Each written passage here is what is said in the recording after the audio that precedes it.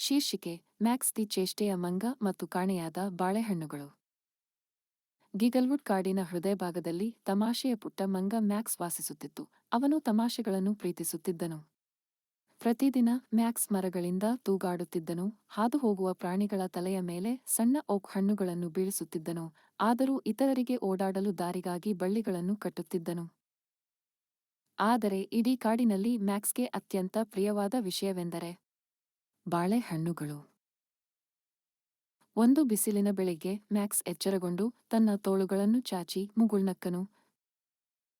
ಇಂದು ಪರಿಪೂರ್ಣ ಬಾಳೆಹಣ್ಣಿನ ದಿನದಂತೆ ಭಾಸವಾಗುತ್ತಿದೆ.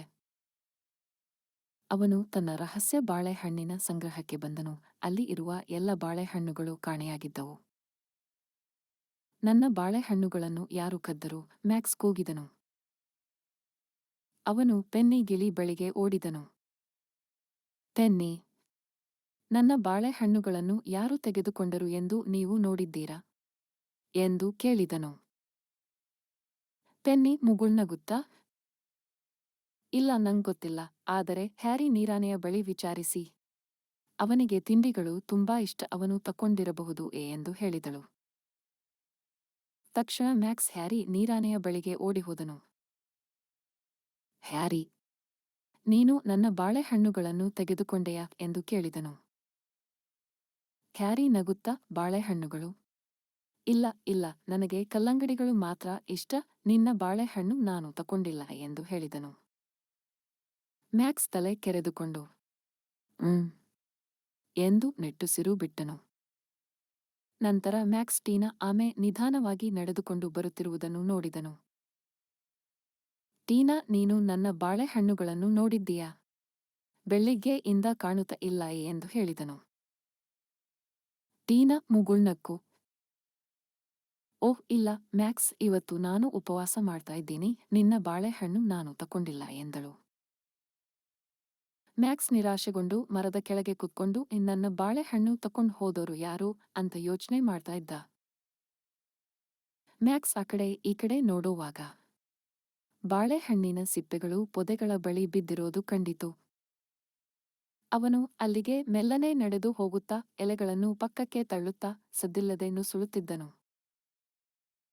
ಒಳಗೆ ಹೋದ ತಕ್ಷಣ ಪಾ ಇದ್ದಕ್ಕಿದ್ದಂತೆ ಎಲ್ಲಾ ಪ್ರಾಣಿಗಳು ಹೊರಗೆ ಹಾರಿದವು, ಕೂಗುತ್ತಾ,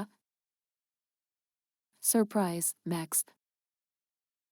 ಅವರು ಅವನಿಗೆ ಬಾಳೆಹಣ್ಣಿನ ಪಾರ್ಟಿಯನ್ನು ಏರ್ಪಡಿಸಿದ್ದರು. ಮ್ಯಾಕ್ಸ್ಗೆ ಧನ್ಯವಾದ ಪಾರ್ಟಿಯನ್ನು ನೀಡಲು ಪ್ರಾಣಿಗಳು ರಹಸ್ಯವಾಗಿ ಎಲ್ಲ ಬಾಳೆಹಣ್ಣುಗಳನ್ನು ಒಟ್ಟುಗೂಡಿಸಿದ್ದವು, ಏಕೆಂದರೆ ಮ್ಯಾಕ್ಸ್ ಕುಚೇಷ್ಟೆಗಳನ್ನು ಪ್ರೀತಿಸುತ್ತಿದ್ದರು. ಅವರು ದುಃಖಿತರಾದಾಗ ಅಥವಾ ಸಿಲುಕಿಕೊಂಡಾಗ ಅವನು ಎಲ್ಲರಿಗೂ ಸಹಾಯ ಮಾಡುತ್ತಿದ್ದನು. ಮ್ಯಾಕ್ಸ್ ಖುಷಿಯಿಂದ ನಗುತ್ತಾ ಅಂದರೆ, ನೀವು ನನ್ನ ಜೋಕ್ಗಳಿಗೆ ಕೋಪಗೊಂಡಿರಲಿಲ್ಲವೇ ಎಂದು ಎಲ್ಲರನ್ನೂ ಆಶ್ಚರ್ಯದಿಂದ ಕೇಳಿದನು. ಟೀನಾ ಆಮೆಯು ಮುಗುಳ್ನಗುತ್ತಾ, ನಿನ್ನ ಮೋಜಿನ ಮನೋಭಾವ ನಮಗೆ ತುಂಬಾ ಇಷ್ಟ ಮ್ಯಾಕ್ಸ್. ಆದರೆ ಇಂದು ನೀನು ನಮಗೆಲ್ಲರಿಗೂ ಸಹಾಯ ಮಾಡುತ್ತಿದ್ದೀಯ, ಅದಕ್ಕಾಗಿ ಇಂದು ನಿನಗೋಸ್ಕರ ಈ ಪಾರ್ಟಿ ಎಂದಳು.